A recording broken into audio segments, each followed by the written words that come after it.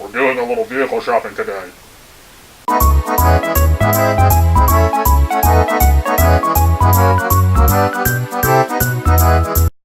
Hello, welcome to ToyMatt, a channel where we take vintage toys and compare them with their modern reproductions or counterparts.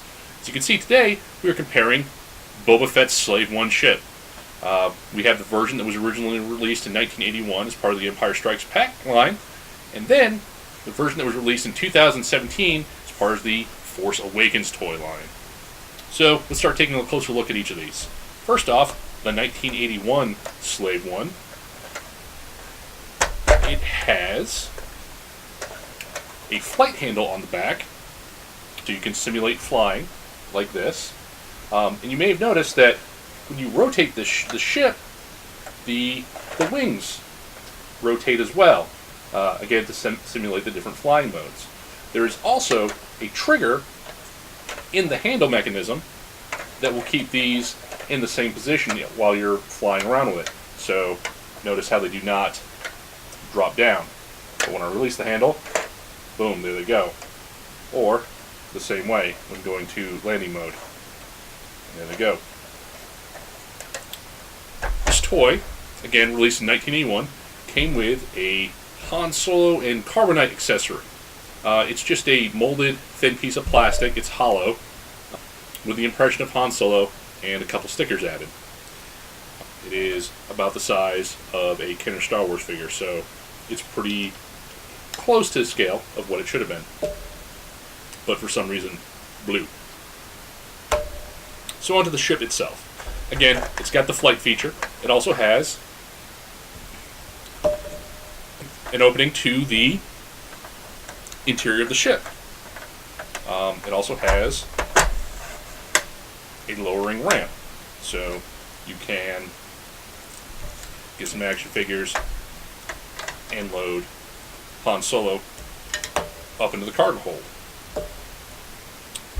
On the inside, there is, I don't know if you can see this too well, there's a pilot's chair that will clamp onto a figure, and then there's this switch on the side that will rotate the pilot's chair and lock it in place for flight. It locks into position in the flight mode, and it takes a little bit of convincing to remove it back into the landing position.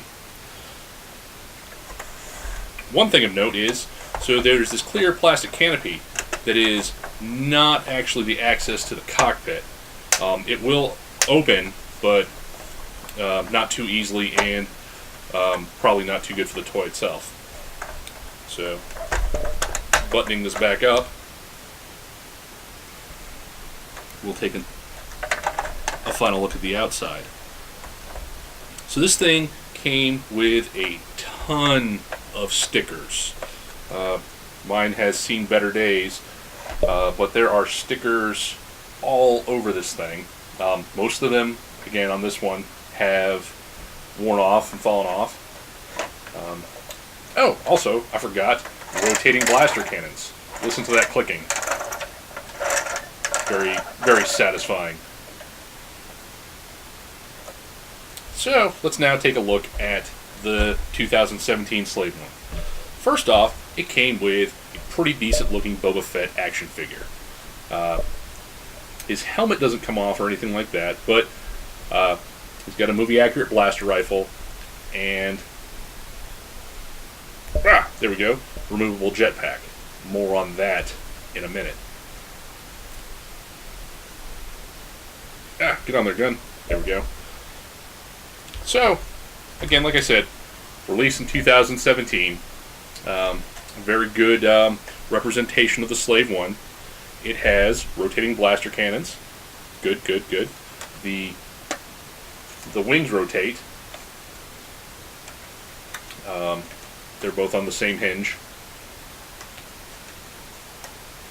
The cockpit opens to fit a figure, and there is a firing missile. Like I said, this was originally released in 2017 with the Force Awakens packaging. As you can see, these are two very different toys. as far as their scale. When it was originally released, the original Slave 1 toy retailed for $17. Nowadays, that comes up around to $50 today. If you want to purchase one online, a loose one's going to cost around $100. However, there are several pieces, such as the hand carbonite, the side door, and the ramp, which are frequently missing. The Force Awakens Slave 1 retailed for $50 in 2017, and you can find one online for that same price, still in the packaging. So, what are my thoughts on these two toys? Well, they're both very different. All right. Hold on a minute. Let me. Okay, I don't do this very often, so we're gonna move the original over here because it is unfair for that toy to share screen time with this piece of garbage. All right.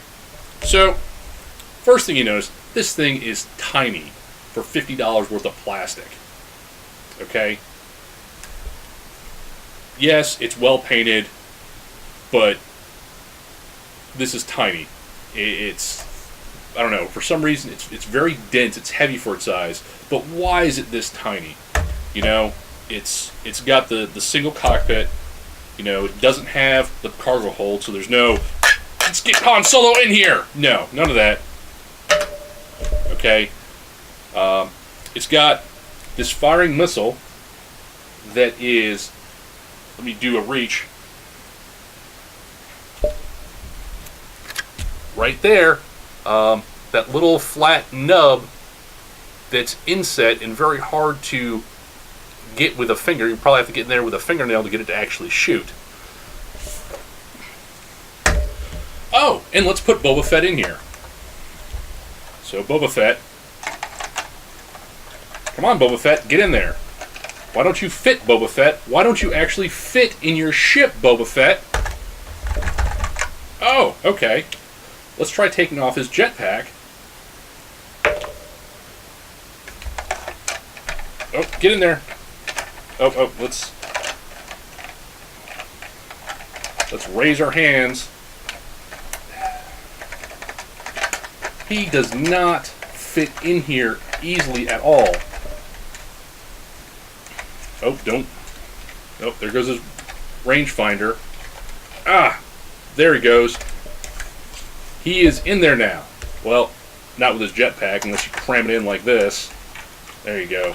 Boba Fett and his jetpack into the Slave 1. Whoopee! Also, that is a very weak missile shot. It did not get to the other end of the table. That's about 3.5 feet. The missile goes less than 3.5 feet.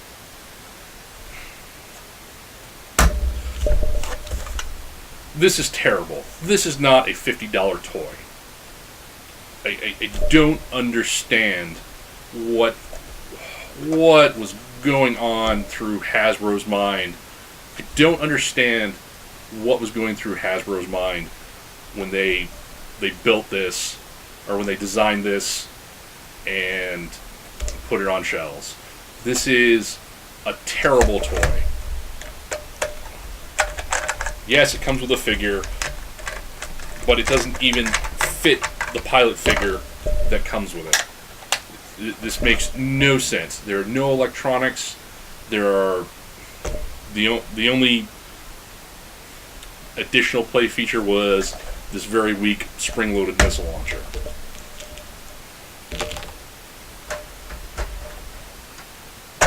This is a much better toy.